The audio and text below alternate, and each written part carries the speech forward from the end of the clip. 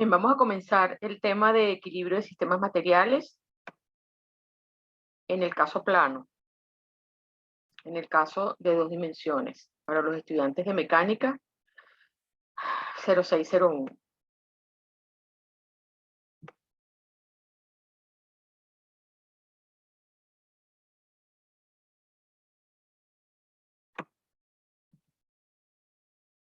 En que un sistema de fuerzas en equilibrio es aquel sistema que cuando actúa sobre el sistema material que inicialmente estaba en reposo, no perturba dicho estado de reposo. Si un sistema está en equilibrio también cada una de sus partes. Esto permite que se pueda separar el sistema en cada una de sus partes y aplicar las ecuaciones de equilibrio a cada una de ellas independientemente. Equilibrio de partículas: si sobre una partícula actúa un sistema de fuerzas, la resultante de dicho sistema de fuerzas, que es la sumatoria desde I=1 hasta n de todas las fuerzas que actúan simultáneamente sobre el sistema en estudio, es igual al vector nulo. En el caso plano, las componentes rectangulares de una fuerza se pueden descomponer, por ejemplo, en F1 y F2. Esas dos fuerzas tienen que ser perpendiculares entre sí para que sean linealmente independientes, y la suma vectorial de F1 más F2 es igual a esa fuerza resultante F. Y esto está probado experimentalmente. Pero ¿qué pasa si se quiere trabajar con la misma fuerza, pero otro sistema de coordenadas? Se trabaja, por ejemplo, con las componentes F3 y F4, y la suma vectorial de esas dos componentes también tiene que ser igual a la fuerza F. Si se trabaja con un sistema de coordenadas cartesianas, en general se trabaja con el eje X y el eje Y, y simultáneamente se tiene que cumplir esas dos ecuaciones, que la sumatoria de fuerzas a lo largo del eje X es igual a 0, y la sumatoria de fuerzas a lo largo del eje Y también tiene que ser igual a 0. Se tienen que cumplir simultáneamente. Una partícula en equilibrio bajo la acción de dos fuerzas, esas dos fuerzas tienen que ser colineales, de igual magnitud y sentidos contrarios. Cuando hay una partícula en equilibrio bajo la acción de tres fuerzas, además de hacer la sumatoria de fuerzas en dos direcciones perpendiculares entre sí, se puede trabajar con el triángulo de fuerzas. Este es un camino más rápido, pero hay que tener mucho cuidado al definir los ángulos internos del triángulo de fuerzas. Se puede trabajar con la ley del seno o con la ley del coseno. Ejemplo, se tiene acá una polea, la polea B, de 3.500 newton de peso. El cable que está aquí en rojo, el cable ABC, sirve de apoyo a esa polea. Hay un segundo cable que está aquí dibujado en negro, que es el cable B, C, P, y en P se aplica una fuerza. Este cable también está conectado a la polea. Estas poleas y este vínculo son de peso y dimensiones despreciables. Lo que se pide aquí es determinar la magnitud de dicha fuerza, de esta fuerza P, y de la tensión en ambos cables. Cuando se trabajan sistemas en equilibrio, la tensión a ambos lados de una polea son iguales en magnitud del mismo cable, en el mismo cable, porque se está trabajando con cables ideales, con cuerdas ideales. Eso quiere decir que la magnitud de la tensión BC en el cable rojo es igual a la magnitud de la tensión BA en el cable rojo. Como las poleas son de dimensiones despreciables, se puede suponer que los tramos de las dos cuerdas, desde B hasta C, son paralelos entre sí. Se hace el diagrama de cuerpo libre de la polea B, donde va entonces la tensión. Esta tensión se le va a llamar tensión BC1 porque proviene del cable 1, tensión BC2 porque proviene del cable 2, la tensión BA, que es hacia la izquierda, y el peso, que siempre es vertical y siempre es hacia abajo. Solamente hace falta hacer el diagrama de cuerpo libre de la polea B en este caso. Lo que se explicó en la lámina anterior, como la magnitud a lo largo del cable 2 es la misma, entonces la magnitud de la tensión BC2 es exactamente igual a la fuerza P que nos están preguntando, y la tensión BA la vamos a llamar T1 y es igual a la tensión BC en el cable 1. Se hace sumatoria de fuerzas en X y en Y, teniendo mucho cuidado con los ángulos, y se calcula entonces la tensión T1, la tensión T2, y se sabe entonces que la tensión T2 es igual a P, a la fuerza aplicada. Se puede trabajar en este caso también con triángulo de fuerzas, porque se pueden sumar las dos tensiones BC como si fuese una sola, y se forma el triángulo de fuerzas, teniendo especial cuidado en determinar estos ángulos internos del triángulo. Y trabajando con la ley del seno se calculan las dos tensiones de manera muy rápida y muy sencilla. Este ejemplo es un ejemplo tomado del libro de Mecánica Vectorial para Ingenieros Estática de los autores Biren Johnston. Se tienen varios arreglos de polea. En el primer arreglo hay solamente una polea. Es como si para la polea hay dos cables que están soportando, ayudándola a soportar el peso de la caja. Vamos a decir que en la polea no sabe, que la polea sintiera no sabe que es un solo cable. En este caso, similar, para la polea hay dos cables que están sujetando o que están ayudando a sujetar el peso de la caja. En el caso C, como las poleas son de dimensiones despreciables, se puede suponer que todas estas tensiones son verticales. Entonces, en este caso, en la polea aparecerían tres fuerzas. De igual manera para el caso D. Y en el caso E, como todo esto es de dimensiones despreciables, todo este arreglo de polea, se puede entonces hacer el diagrama de cuerpo libre de todo este pequeño conjunto, donde se van a tener cuatro fuerzas actuando sobre la polea. Entonces aquí lo que se hace es, bueno, el peso de la caja hay que calcularlo, porque la masa es de 600 kilogramos, se multiplica, perdón, por la aceleración de gravedad para calcular cuál es el peso. Si no se dice lo contrario, estamos trabajando con cuerdas ideales. Es imprescindible hacer el diagrama de cuerpo libre de esta polea inferior, lo vamos a ver en la siguiente lámina. En los casos A y B, este es el diagrama de cuerpo libre, se calcula la tensión en ese caso. En los casos C y D, este sería el diagrama de cuerpo libre. Y por supuesto se puede notar que la tensión ahora es menor, porque al haber ese arreglo de poleas diferente, es como que tres fuerzas están soportando el peso de la caja. Y en el último caso, en el caso E, aquí hay cuatro fuerzas soportando el peso de la caja y se calcula entonces la tensión solicitada.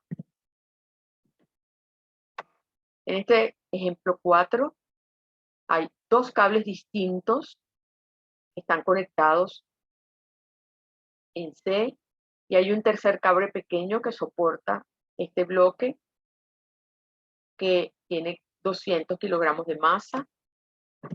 Aquí basta con hacer el diagrama de cuerpo libre de C, donde habrían dos tensiones que son totalmente diferentes entre sí, y una tensión C que es exactamente igual al peso de ese bloque, y ese peso se calcula multiplicando la masa por la aceleración de gravedad. Y estas tensiones hay que colocar los ángulos correspondientes. Aquí hay un ángulo alfa que inicialmente es una incógnita, porque aquí lo que dice el enunciado es que esos dos cables se conectan para soportar el peso de la caja y hay que determinar el valor del ángulo para el cual la tensión en el cable de la derecha, en el cable BC, es mínima y la tensión correspondiente a esa tensión. Para que la tensión en un cable sea lo más pequeña posible, ese cable tiene que ser lo más corto posible.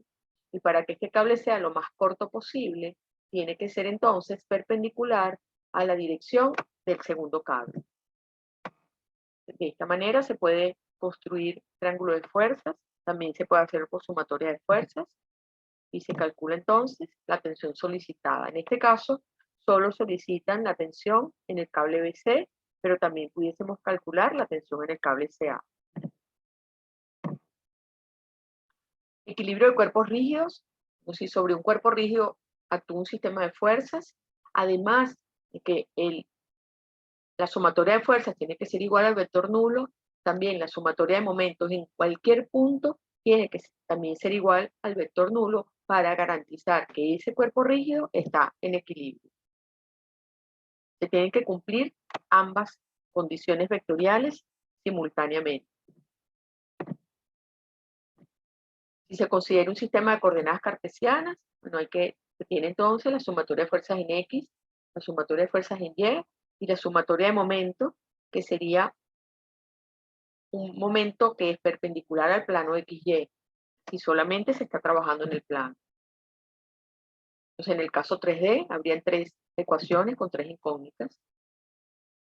Y de manera similar que para partículas, si un cuerpo rígido está en equilibrio bajo la acción de dos fuerzas, estas fuerzas tienen que ser colineales, de igual magnitud y de sentidos contrarios. Y de manera similar que para partículas, si un cuerpo rígido está bajo la acción de tres fuerzas coplanares, para garantizar o para saber si ese sistema de fuerzas es un sistema de fuerzas en equilibrio, esas tres fuerzas tienen que ser concurrentes. Y si son concurrentes, se garantiza el equilibrio del cuerpo rígido y se puede trabajar, además de sumatoria de fuerzas, con el triángulo de fuerzas de manera similar que para el caso de equilibrio de partículas.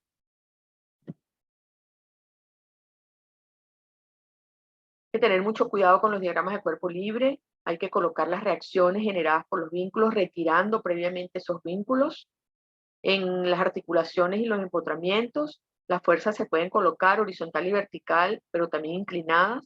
Lo importante es que esas dos fuerzas tienen que ser perpendiculares entre sí para garantizar que sean independientes una de otra y además pueden ser hacia arriba, hacia abajo, hacia la derecha, hacia la izquierda. En este caso, el empotramiento se sustituye por dos fuerzas y un momento, como se muestra en la figura, pero también se puede hacer de esta manera, tomando estas dos fuerzas inclinadas, pero C1 tiene que ser perpendicular a C2. Lo importante es que Cx más Cy es igual a la reacción C y C1 más C2 también es igual a esa misma reacción C.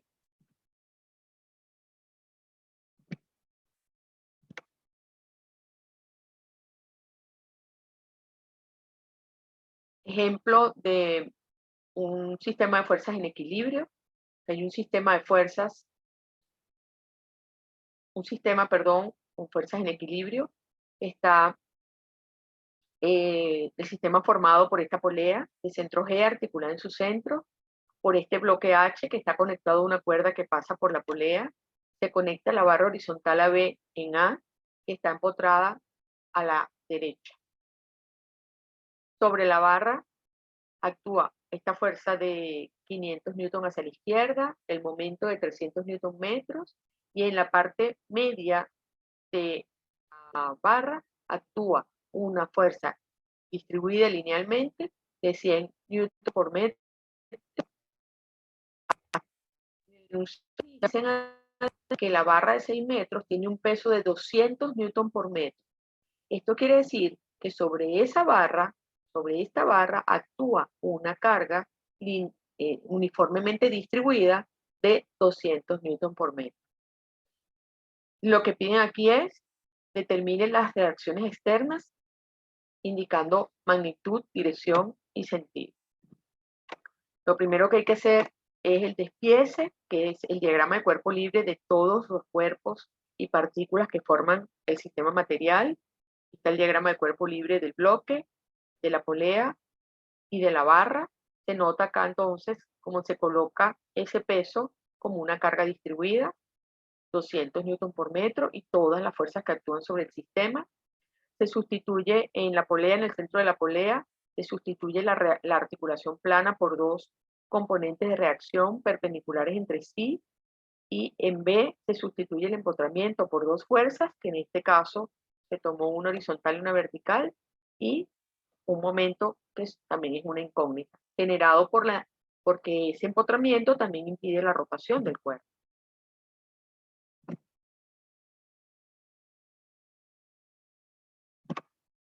Se sustituyen las cargas distribuidas por sus fuerzas equivalentes.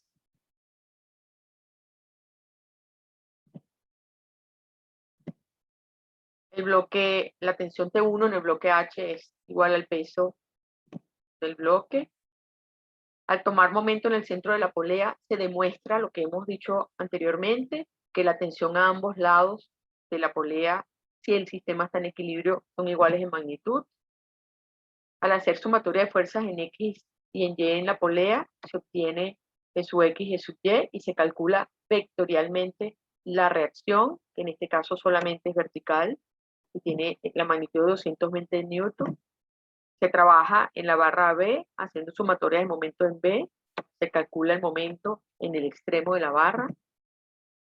Luego se hace sumatoria de fuerzas para obtener Bx y By.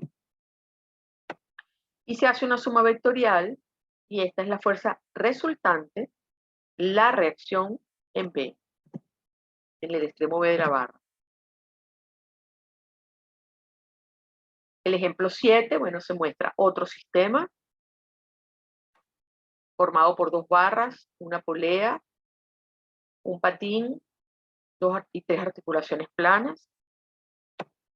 Esta articulación forma 22 grados con la horizontal, por eso no tiene absolutamente nada que ver con lo que vamos a hacer luego con el diagrama de cuerpo libre, porque aquí vamos a colocar dos componentes de reacción, que en este caso la vamos a tomar horizontal y vertical independientemente del ángulo, porque esta dirección de las componentes la tomamos como nosotros querramos, como nos parezca geométricamente más conveniente.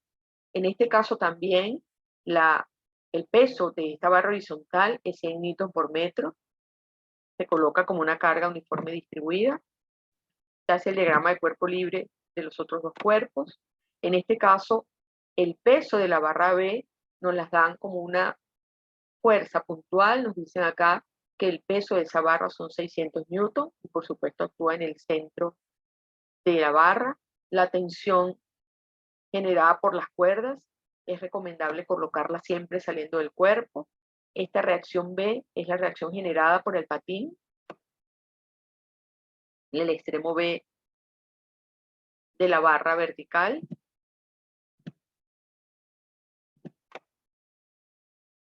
Se sustituyen las cargas distribuidas por las fuerzas equivalentes. Se hacen sumatoria de fuerzas, sumatoria de momentos en cada uno de los cuerpos, de manera similar a lo que se hizo en el problema anterior. Y se calculan entonces las reacciones externas. En el ejemplo 8, pues es similar a los ejemplos anteriores. Aquí lo que hay es que tener cuidado con lo que ocurre aquí en el centro de la barra inclinada. Aquí hay una normal porque esta barra inclinada está apoyada en el extremo de la barra HG, en el extremo G de esa barra. Y aquí lo que hay es como que el extremo G de la barra está apoyado sobre una superficie inclinada, por lo tanto esa normal es perpendicular a la barra, y por supuesto siempre las normales van entrando al cuerpo en estudio. De manera similar, por el principio de acción y reacción en la barra vertical, y al hacer las cuentas correspondientes, se va trabajando con cada uno de los cuerpos, y aquí están los resultados. Las reacciones externas, incluyendo ese momento en el extremo H, la reacción en H y la reacción en C.